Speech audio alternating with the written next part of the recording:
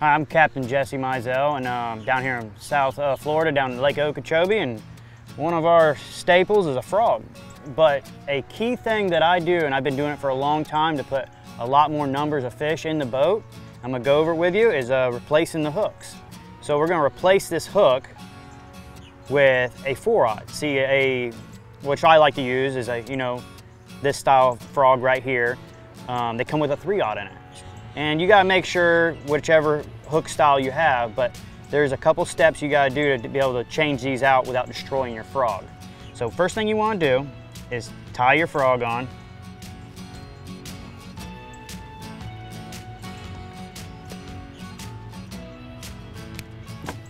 So what you wanna do is either dunk it in the water to get it wet. There's a little bit of glue on the front here, but it normally breaks free pretty easy.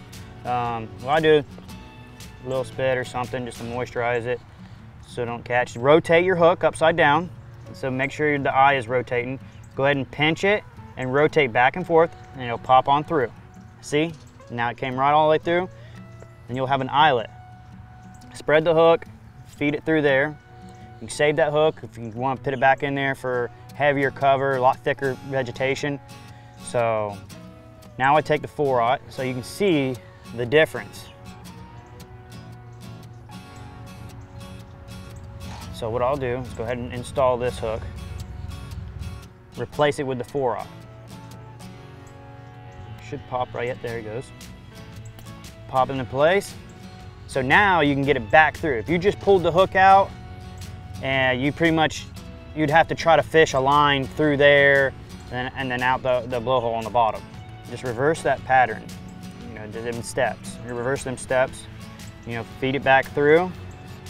But like you get to this point right here, this is a pretty big, lot bigger eyelet than the 3-aught. So what you want to do is wet this in because you don't want to rip this part either. Dunk it in the water, use some spit or whatever, and you just pinch it. Just try to just work it through nice and easy.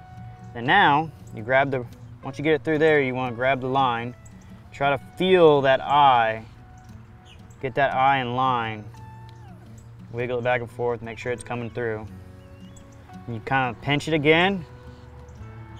What I do is just slow. You don't want to destroy that nose because it will blow them out. But once you get her in place like that, you can go ahead and rotate it.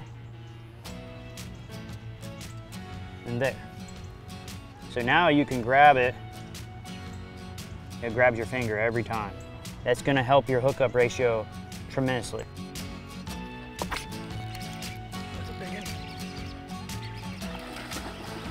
Now it's not ideal for throwing in super heavy cover. I can throw it over hydrilla, throwing around isolated stuff. It just helps a lot. What we're looking for right there. When I'm throwing this frog, I like to pick a 13 fishing, heavy action rod. This one's a 7.3 heavy fast, and I'm throwing it on 65-pound Suffix braid, and I'm using a 7-to-1 gear ratio inception reel. The rhythm when I'm popping the frog seems to be better on the 3-to-1. It all matters, so we want to get that right rhythm on the frog.